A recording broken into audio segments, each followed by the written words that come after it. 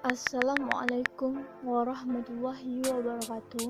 Perkenalkan, nama saya Sally Fadilah, nomor BP 20 10 11 55 11 01 95 dari akuntansi 4. Baiklah, yang pertama saya akan menjelaskan tentang konsep distribusi pendapatan dalam Islam.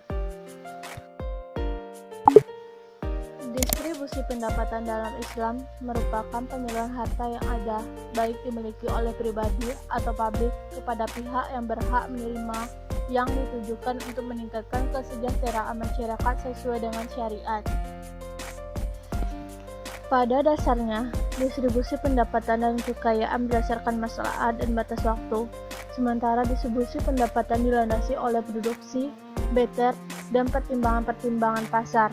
Sedangkan distribusi berlandaskan pada pertimbangan keagamaan, moral, keluarga, dan sosial, atau biasanya disebut dengan transformasi sosial. Distribusi pendapatan dalam Islam dikenal melalui 7 cara, yaitu: yang pertama, zakat. Zakat yaitu zakat yang diwajibkan hanya atas orang-orang kaya dengan ketentuan telah mencapai nisab. Yang kedua, sedekah. Sedekah yaitu sedekah atau kegiatan filantropi yang dianjurkan sebagai zakat. Dalam hal ini Rasulullah SAW pernah bersabda, "Mana kasa walumin sedekatin," yang menyeratkan bahwa setidaknya nilai harta tidak akan berkurang bila disedekahkan. Yang ketiga, belanja wajib. Belanja halal wajib, baik dikarenakan perkawinan seperti belanja untuk istri, atau dikarenakan kebutuhan seperti belanja yang dikeluarkan untuk keluarga. Yang keempat, kafarat. Kafarat atau denda yaitu bentuknya bisa pembebasan hamba sahaya. Yang kelima, nazar. Nazar yaitu dalam kasus seseorang yang mewajibkan dirinya untuk melakukan perbuatan mubah karena mengagungkan Allah, misalnya dengan nazar atau komitmen untuk bersedekah dan lain-lainnya. Yang keenam, sembelihan. Sembelihan daging sembelihan pada hari raya Idul Adha.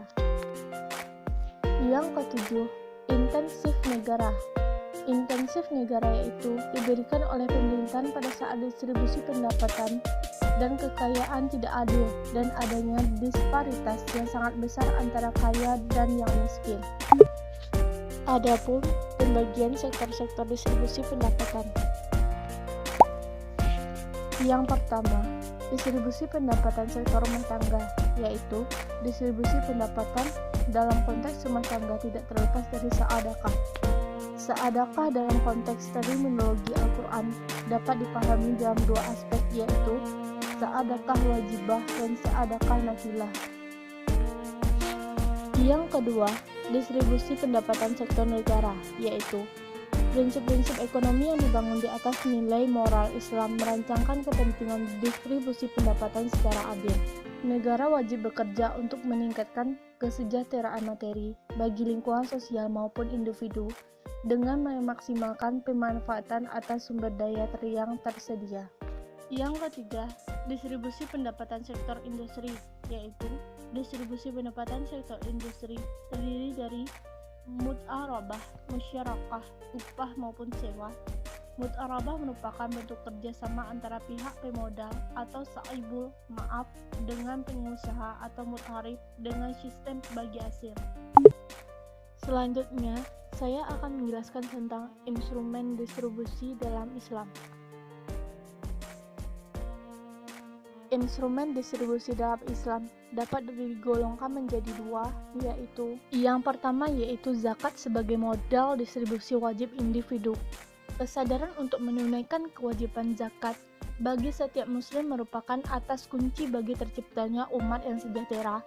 Hal ini dikarenakan kewajiban membayar zakat merupakan poros utama dalam sistem keuangan Islam atau fiskal, dan sejalan dengan prinsip distribusi dalam Islam agar harta tersebar pada seluruh rakyat. Zakat sejalan dengan prinsip utama tentang distribusi dalam ajaran Islam, agar harta tidak hanya beredar di kalangan orang-orang kaya di antara kamu. Prinsip tersebut dijadikan aturan main yang harus dijalankan karena jika diabaikan akan menimbulkan jurang yang dalam. antara si kaya dan si miskin, serta tidak terciptanya keadilan di masyarakat. Zakat diwajibkan atas setiap orang Islam yang merdeka, dewasa, berakal, dan memiliki harta satu nisab penuh. Sedangkan harta yang wajib dikeluarkan zakatnya ialah harta yang dapat dikembangkan dan bukan harta yang digunakan untuk mencukupi kebutuhan, meskipun harta tersebut saat ini belum dikembangkan. Yang kedua, waris sebagai instrumen distribusi dalam keluarga. Dari fakta sejarah terbentuknya konsep waris Islam, dapat dianalisis bahwa waris dalam Islam erat kaitannya dengan distribusi kekayaan dalam keluarga, terutama agar terciptanya keadilan dalam pembagian harta waris. Hal ini tidak terlepas dari konsep Islam. Sekian pembahasan materi, konsep distribusi, dan instrumen distribusi pendapatan dalam Islam. Saya akhiri dengan wabillahi taufiq wal hidayah. Wassalamualaikum warahmatullahi wabarakatuh.